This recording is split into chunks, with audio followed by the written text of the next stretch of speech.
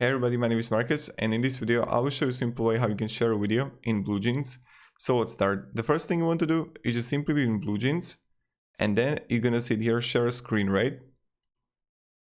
And now you're gonna see share a video or clip with the audio, but you need to install the audio driver.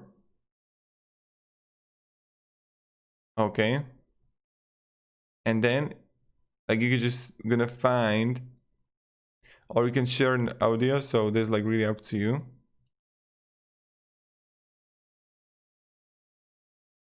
Nice. And now you just find a video or just the YouTube one, and here you got it. So that's pretty much it.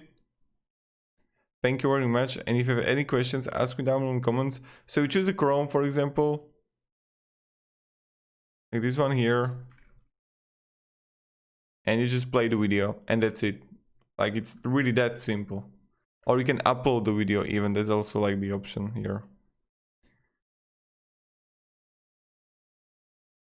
So there's also another way. So thank you very much. If you have any questions, ask me down in the comments. I'll be happy to help you. And yeah, have a great day and goodbye.